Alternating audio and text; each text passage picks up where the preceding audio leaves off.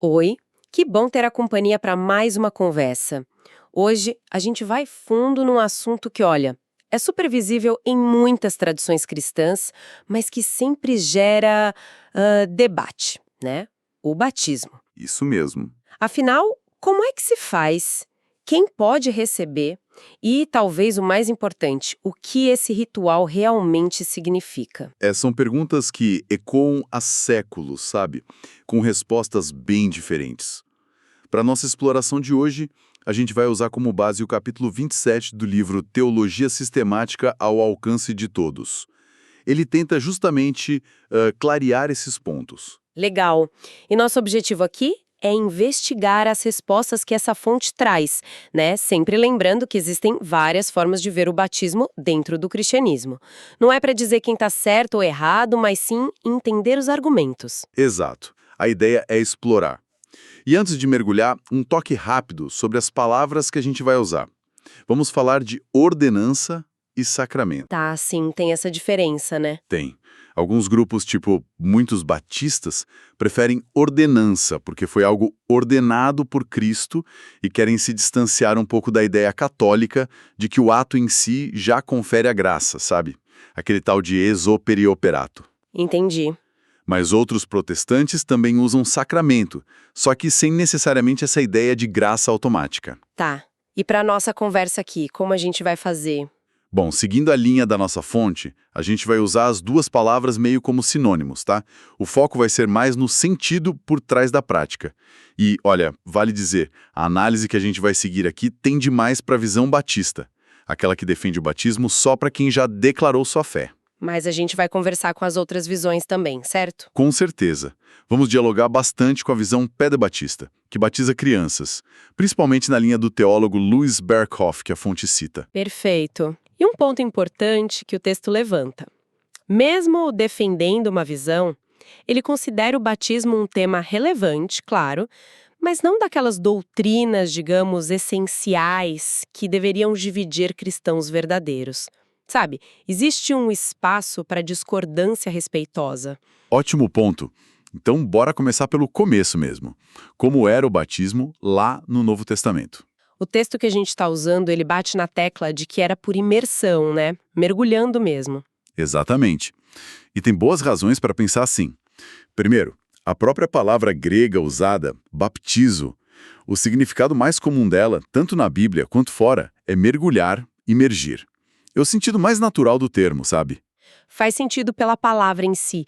Mas tem cenas na Bíblia que mostram isso acontecendo, tipo, na prática. Sim, tem várias pistas. Por exemplo, diz que João Batista batizava no Rio Jordão. Isso indica que as pessoas entravam na água. Ah, verdade. E depois, quando Jesus foi batizado, o texto diz que ele saiu da água. Marcos 1:10 usa a preposição ek, que sugere sair de dentro de algo. Se fosse só jogar um pouquinho de água na cabeça, não faria muito sentido falar em sair da água dessa forma. E tem aquela passagem que diz que João precisava de um lugar com muita água, né? Lembro disso. Isso, em João 3:23 fala que ele batizava em Enom porque havia ali muitas águas. Ora, para borrifar um pouco d'água, qualquer pocinha serviria, concorda? Sim, não precisaria de muitas águas. Mas para mergulhar várias pessoas, aí sim faz todo sentido precisar de um local com bastante água.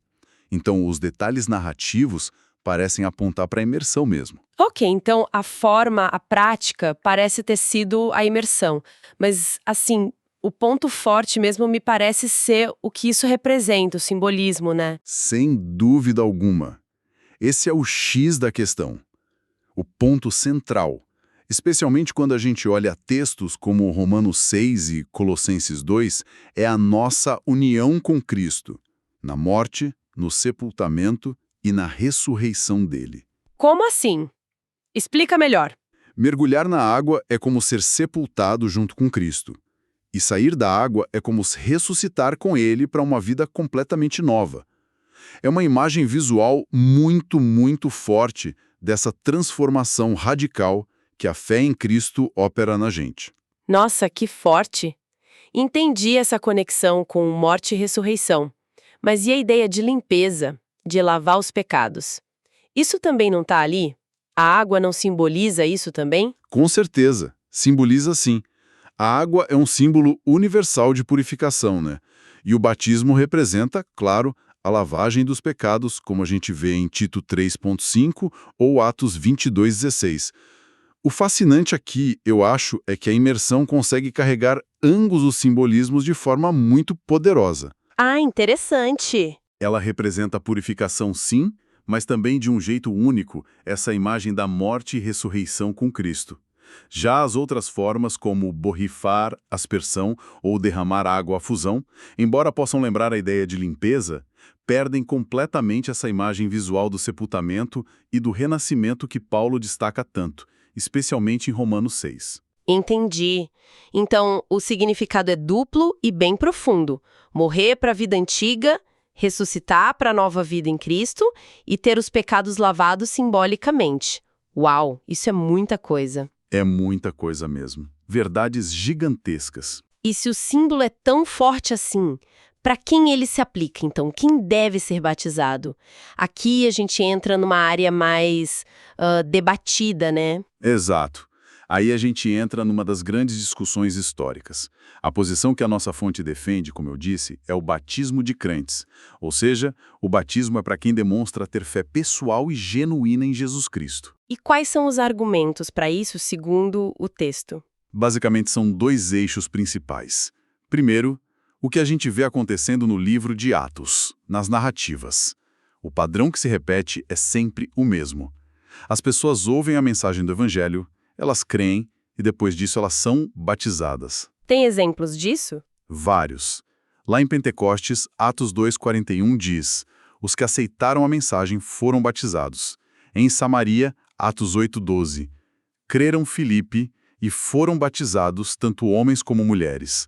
Na casa do Cornélio, em Atos 10, eles recebem o Espírito Santo, que é um sinal claro de regeneração e de conversão, antes de Pedro mandar batizá-los. O batismo parece ser sempre a resposta pública a uma fé que já existe no coração. Entendi, o batismo vem depois da fé. E o segundo argumento tem a ver com aquele simbolismo todo que a gente acabou de falar. Exatamente. Se o batismo simboliza o início da vida cristã, essa união com Cristo na morte e ressurreição, a lavagem dos pecados, bom, então faz sentido que ele seja aplicado em quem já começou essa vida, concorda? Parece lógico. Paulo parece partir desse pressuposto quando ele escreve coisas como todos vocês que em Cristo foram batizados de Cristo se revestiram, lá em Gálatas 3,27, ou fomos sepultados com ele na morte por meio do batismo, em Romanos 6,4.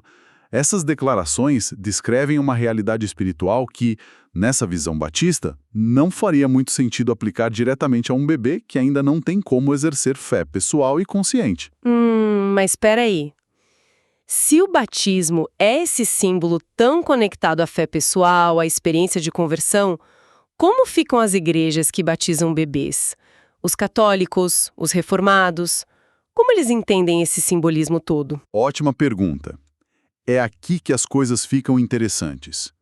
Vamos olhar as alternativas que a fonte apresenta. Primeiro, a visão da Igreja Católica Romana. Certo.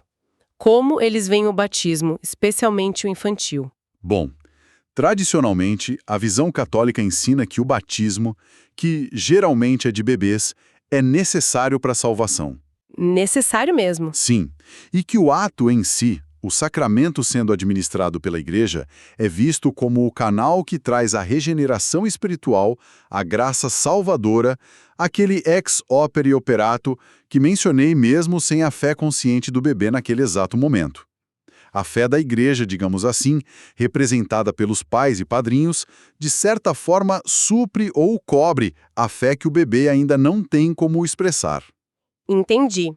Então, simplificando bastante, para o catolicismo ritual em si, quando feito corretamente pela Igreja, já opera a salvação naquele momento, mesmo que a pessoa, o bebê no caso, não tenha fé ainda. Essa é a ideia central do ex opere operato.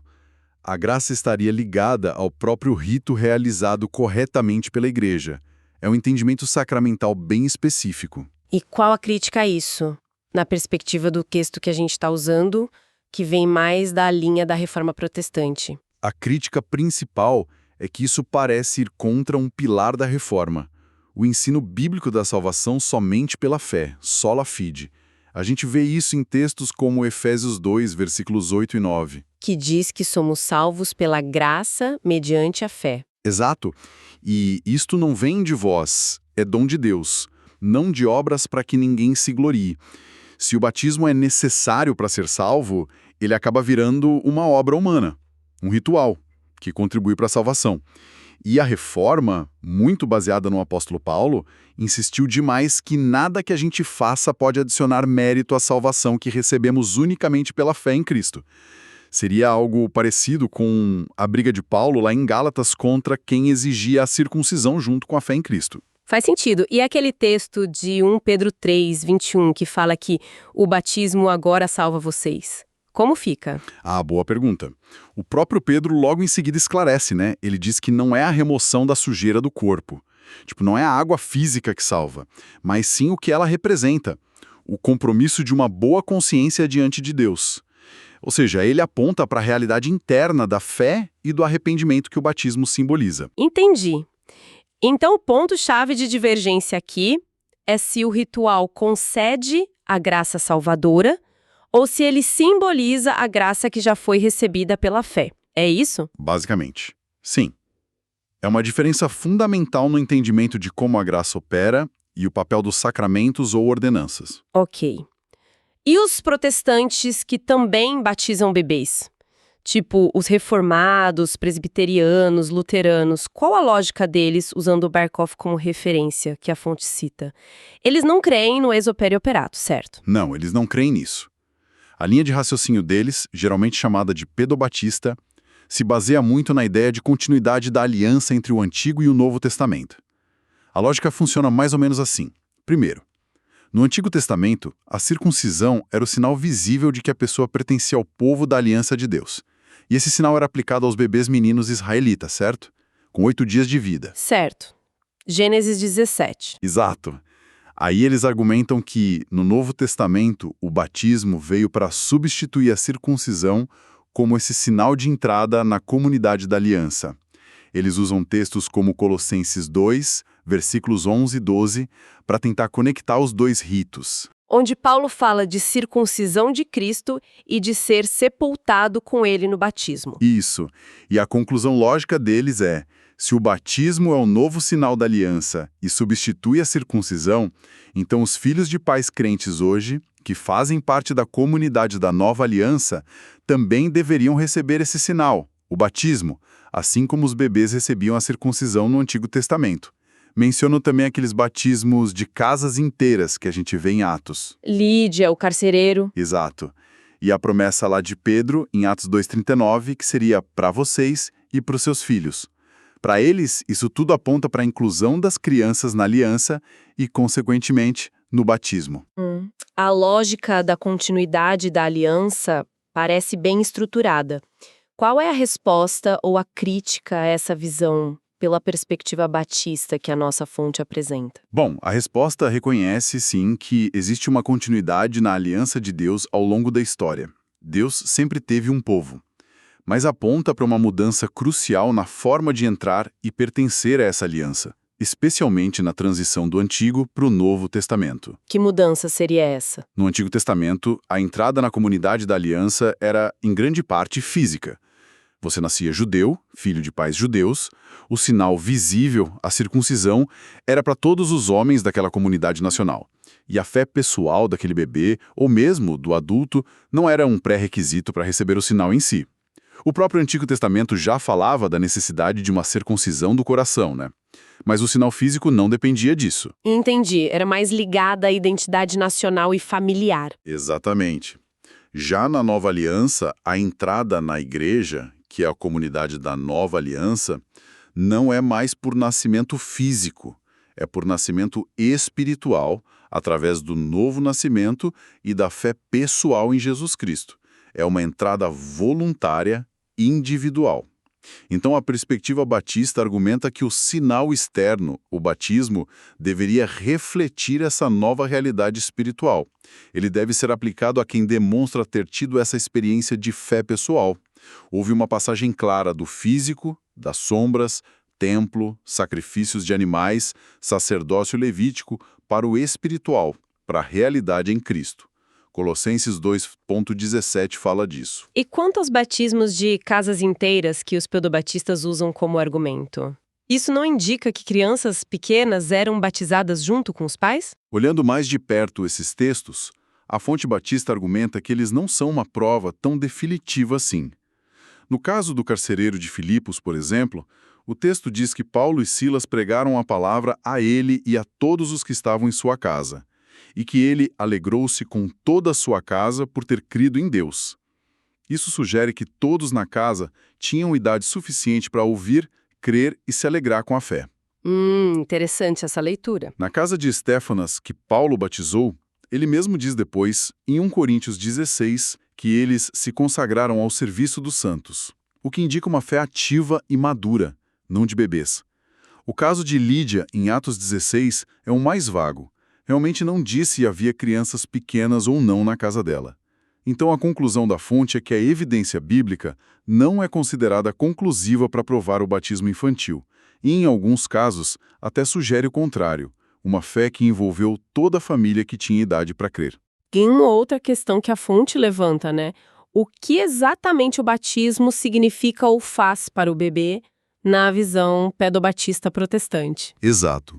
É uma pergunta difícil para eles responderem de forma totalmente satisfatória dentro da própria teologia deles. Eles não dizem que o batismo causa regeneração ou salva o bebê, como os católicos fazem. E também não pode simbolizar uma fé ou uma regeneração que já ocorreu, como acontece no batismo de crentes, que é um testemunho do que já ocorreu. Então, o que sobra? Pois é, simbolizaria uma regeneração ou uma fé futura.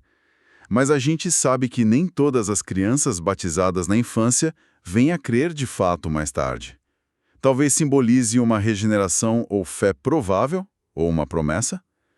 A crítica do ponto de vista batista é que essa ideia de simbolizar algo futuro ou provável é bem diferente da linguagem forte e direta do Novo Testamento, que sempre parece ligar o batismo a algo espiritual que já aconteceu no crente, a união com Cristo, a fé professada, o revestir-se de Cristo, como vimos em Romanos 6 e Gálatas 3. E parece que tem uma preocupação mais prática também associada a isso, né? Sim, existe essa preocupação pastoral, digamos assim, a de que pessoas que foram batizadas na infância acabem presumindo que já são cristãs, que já pertencem à igreja, só por causa daquele ritual que receberam quando bebês, sem nunca terem tido uma experiência pessoal e consciente de conversão, arrependimento e fé em Jesus. Isso poderia, argumenta-se, levar a igrejas com muitos membros apenas nominais, sem uma fé viva e transformadora,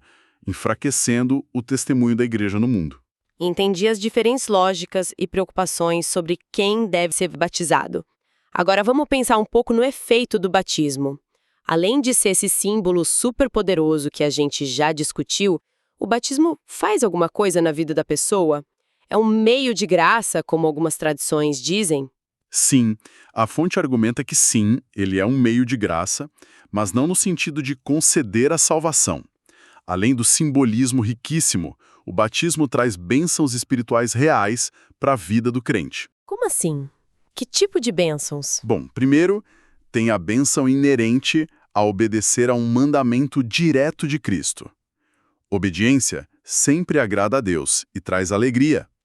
Segundo, tem a alegria e o fortalecimento que vem de declarar publicamente a sua fé diante da comunidade reunida dos irmãos e irmãs. É um testemunho poderoso. Faz sentido. E terceiro, o próprio ato físico de ser imerso e emergir da água serve como um lembrete visual quase tangível da nossa união com Cristo na morte e ressurreição e da limpeza dos nossos pecados. Ele pode sim fortalecer a fé de quem é batizado e também edificar a fé de quem está assistindo.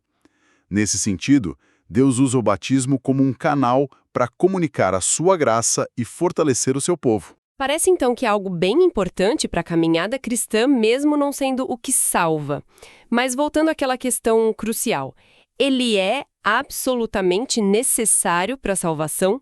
Tipo, se alguém crê genuinamente em Jesus, mas por algum motivo morre antes de ter a chance de ser batizado, essa pessoa não se salva.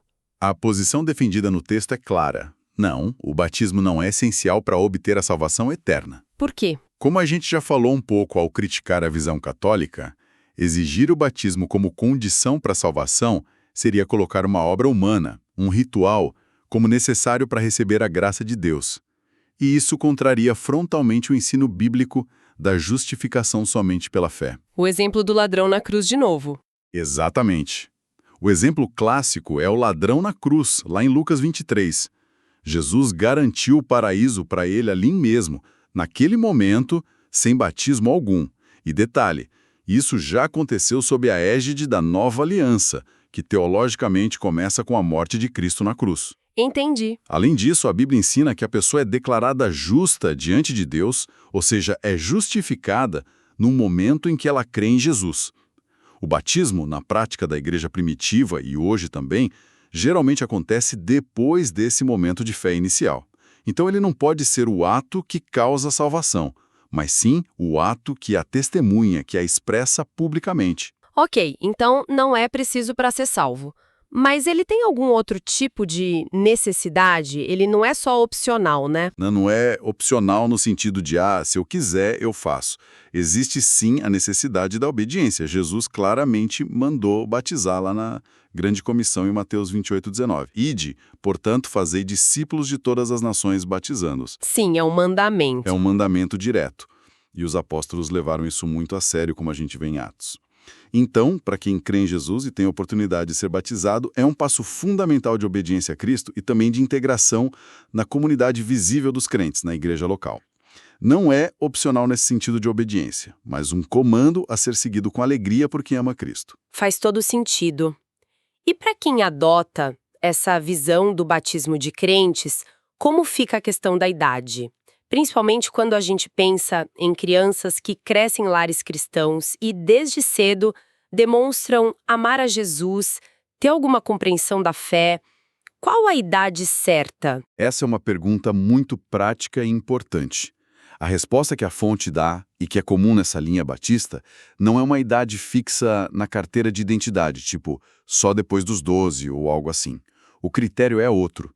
A pessoa, seja criança, adolescente ou adulto, deve ter idade e maturidade suficientes para fazer uma profissão de fé que seja crível aos olhos da comunidade de fé.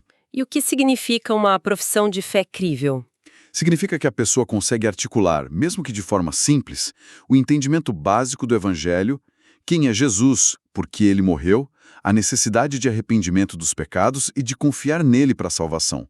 E mais do que isso, que ela mostre sinais de uma fé pessoal e genuína, não só repetindo o que ouviu, e, idealmente, que já deu algumas evidências de uma mudança de vida operada pelo Espírito Santo, um desejo de seguir a Cristo. Isso exige discernimento, né? Muito discernimento.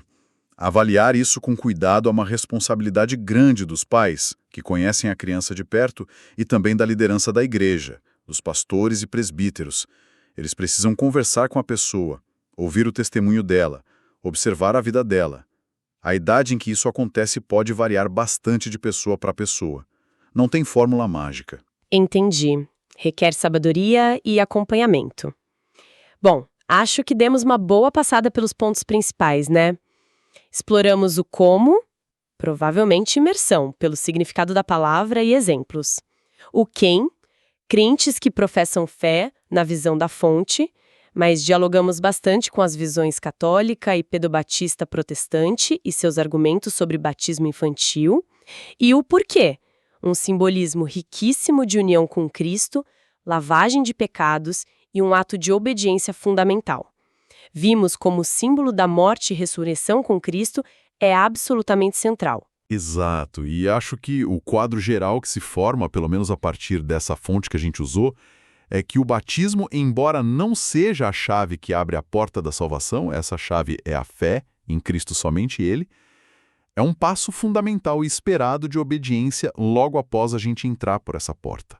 É um símbolo externo poderoso de uma realidade interna transformadora e um meio que o próprio Deus instituiu para fortalecer a nossa fé e nos integrar à sua família, a Igreja. E olhando para a história da salvação, Sim, se a gente olha para a história toda, percebe essa mudança importante que falamos. No Antigo Testamento, pertencer ao povo de Deus vinha muito pela linhagem física, pelo nascimento. No Novo Testamento, a entrada é pelo nascimento espiritual e pela fé pessoal em Cristo. O batismo de crentes nessa perspectiva reflete e celebra essa nova e maravilhosa realidade da nova aliança. muito bom. Olha, fica aqui então uma reflexão final para a gente levar dessa conversa, algo para a gente pensar durante a semana.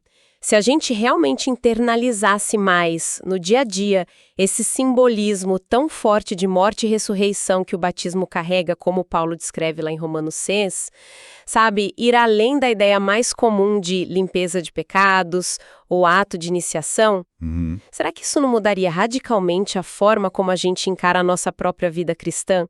Pensar conscientemente, eu fui sepultada com Cristo para o pecado e ressuscitei com Ele para uma vida nova, toda manhã ao acordar. Que impacto isso teria nas nossas escolhas diárias, nas nossas lutas contra o pecado, nas nossas alegrias, na forma como a gente se relaciona com Deus e com os outros? Como seria viver essa identidade batismal de forma mais concreta e constante? Fica aí a provocação. Semana que vem a gente volta com outro tema para nossa conversa. Com certeza. Que Deus abençoe a todos que nos ouviram. Até a próxima.